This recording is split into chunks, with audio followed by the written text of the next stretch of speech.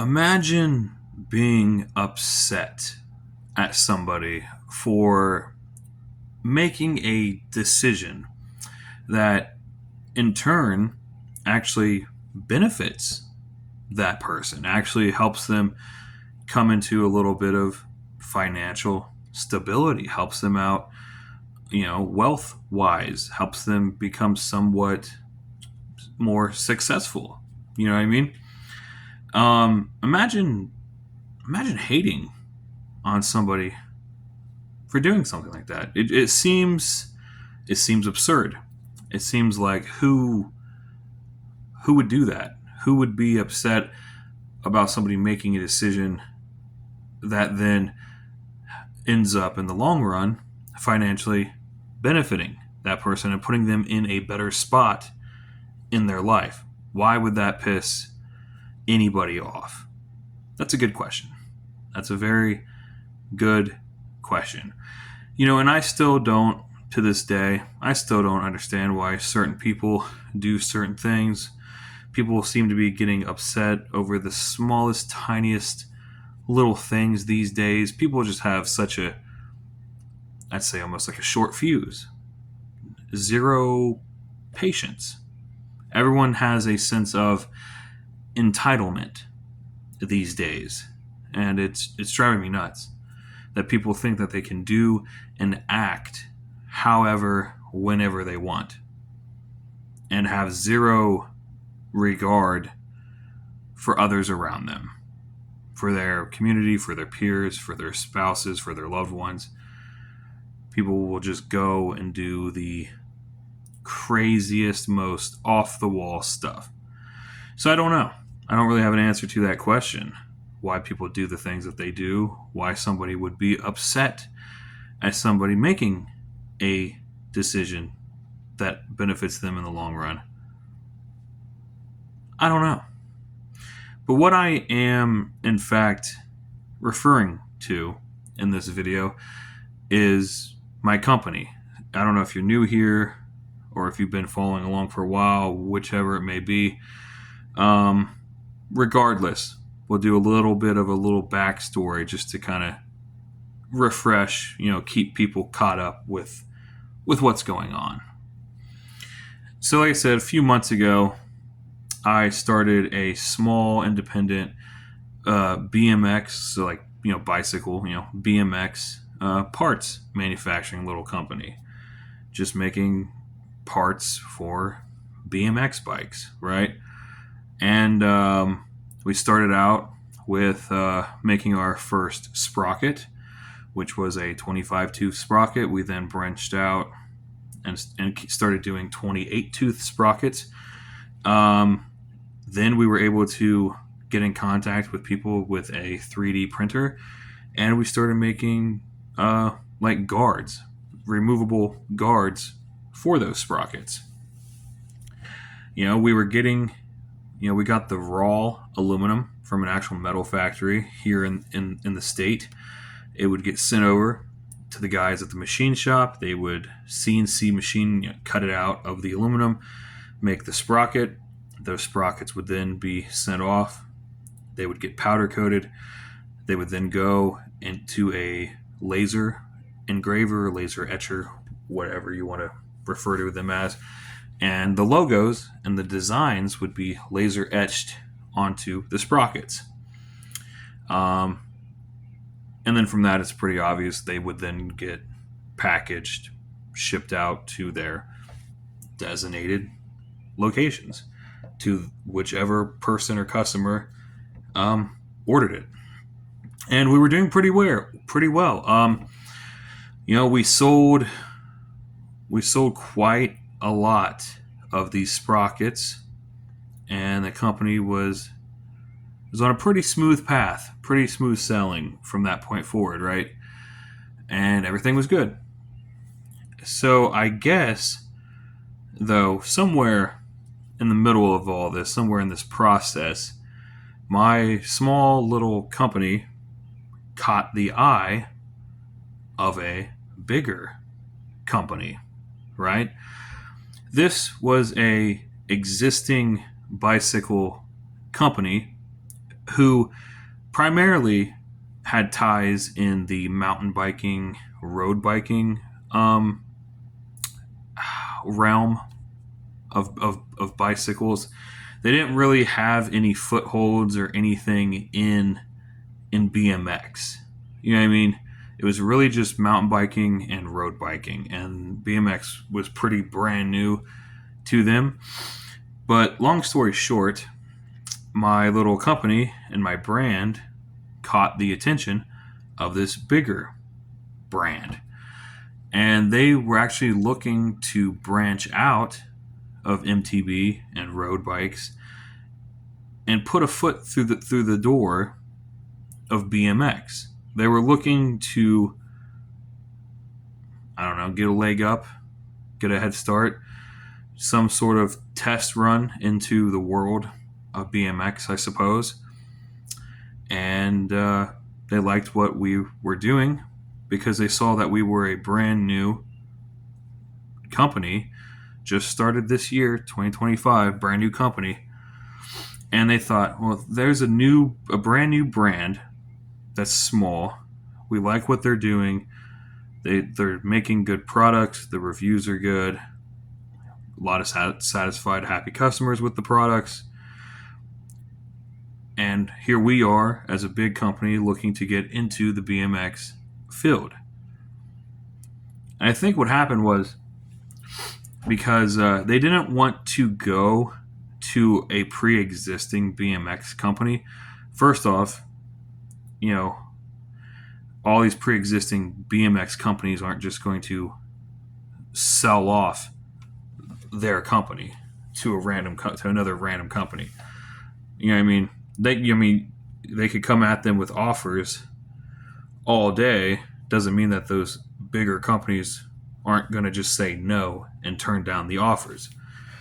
So it made sense why they weren't going to pre-existing BMX companies, because they probably knew they're not going to take it. They're not going to accept the offer.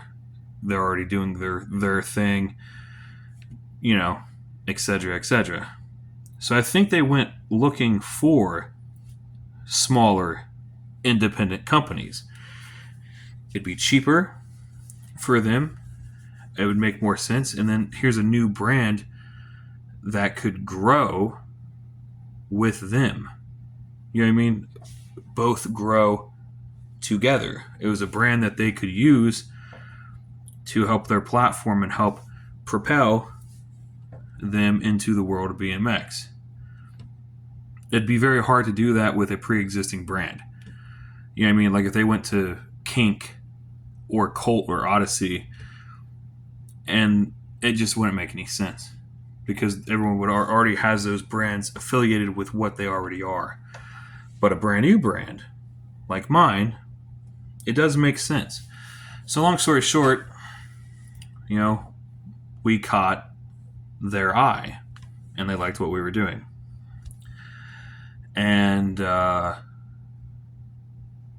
they made a proposition, an offer, some would say, of a undisclosed amount for certain percentages and purchases of my company. And they gave me the first offer. The first offer was good. It was more than generous for the first offer. But we came back into a stretch of renegotiation and things like that. So that first offer, I don't want to say declined. We'll say paused for now. The first offer was paused, and I just wanted to see what was the next best thing that they could do. Let's get some other offers going. See what all is out there. See what all we can actually make happen with this. So right now, we are in the middle of the renegotiation, waiting for the new offer, the new amount. So pretty much, they're going to be buying a good amount of of my company. They're going to be buying a pretty good percentage of control from with my company, right? Now, like I said before, they have experience making bicycle parts, but they don't have experience doing BMX parts specifically. You know what I mean? So they wanted to make something work to where, they don't buy me out completely. They still want to somewhat keep me around, but really just more of like an advisor more than anything. They're going to continue to produce the sprockets and the stuff that they're going to keep making the same stuff that we were already making. But now, since there's a larger company behind it with more money and more power to make things happen, now they want to branch into, well, let's do more than just sprockets. Let's do finally what I wanted to do from the beginning. If I had even more money, they're going to actually do what the original plan was for Blackmagic. They want to do not just sprockets, but they want to do stems, bars, forks, who knows what else. All kinds of different BMX parts. And they essentially just want to keep me on as like an advisor where they can come to me, get opinions, get like ideas for design cues and things like that to help them make these new products, to do these new releases and stuff. Like I said, since Blackmagic was my brainchild, was my whole thing, they want to continue with the theme, the dark, gothy, mysterious, unknown theme that I have originally set up. They like the idea, they think it's really awesome, and they want to continue with that theme. So they want to keep me on, like I said, essentially as like an advisor to help make these new parts that are coming out. In return, they're going to buy out a very large percentage, whatever you want to call it, of my company. Because you have to think it makes sense, because, like I said, they have access to an actual factory, actual equipment and stuff like that, manpower, workers, all that stuff that I don't have, at least not on a large scale like they have. You know what I mean? So they're able to actually get this stuff actually like done. Like when they say they're going to come out with like stems, forks, and bars as well, like they can actually do it. They can actually like make it happen. You know what I mean? And it's awesome, and it's a win-win for both sides. Like I'm happy, they're happy, I'm going to get paid, the brand is going to be able to continue, I'm going to be able to stay on to a degree as like an advisor position to help with like designing, and for they'll come to me and get my input on certain things and certain parts and stuff. And really it's just like a win-win all around, I think, for both sides. But circling back to the intro of the video, like I was saying, like that, how could somebody be upset at someone for making a decision like that puts them in a better position and helps financially benefit them in that way? How could somebody be mad at somebody for that decision? And they are. At least some people are. Not everybody. There's a very good amount of people that are behind me still who think that it's a great decision and they see the benefits of pushing the company forward, obviously. And they're all on board. Everyone's down. Everyone's being supportive for the most part behind it, and they think it's a great idea. But you do have the people on the other side of the line who are like, oh, you're a sellout, yada, yada, yada. Crap like that. You know what I mean? Just like the complete BS side of things, I guess. You know what I mean? And here's the thing, like I said before, it's like, I can do whatever I want with the company that I literally built from nothing, from the ground up, from scratch. Like I said, automotive technician, mechanic, whatever you want to call me. That is my regular normal job. I was taking and putting back money from my own personal job, right? Trying to put money back and budget that with my pre-existing bills and everything in life. I was able to somehow put enough money back to get a contract set up with the machine shop, to get a contract set up with the powder coater, with the laser engraver. Like, I was able to make all that happen. You know what I mean? To actually create this company. It's my company that I built myself with my money from scratch. So it is my decision to make. You know what I mean? It's my decision. And for somebody to be pissed off at me for making such a decision is stupid. Like, I don't know anybody in the right mind, you know what I mean, that would turn down offers like that from anybody. You know what I mean? Doesn't matter. You know what I mean? I don't care who you are. You're not gonna turn down. You're not gonna, like, who turns down money? You know what I mean? You're not gonna turn down offers to that scale. You know what I mean? It doesn't. It'd be goofy to do something like that. So for people to be upset about the decision is just, it's dumb. Quite frankly, it's just dumb. Is really the only way to put it. And someone put just jealousy, envy. I don't know. But at the end of the day, it doesn't really matter what anyone else thinks. It matters what I think. It's my decision.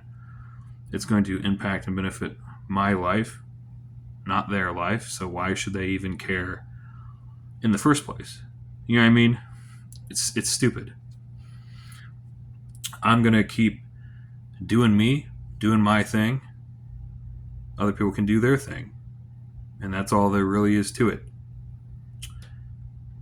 But yeah, that's pretty much going to do it for this video. I appreciate you, and we will see you guys in the next video.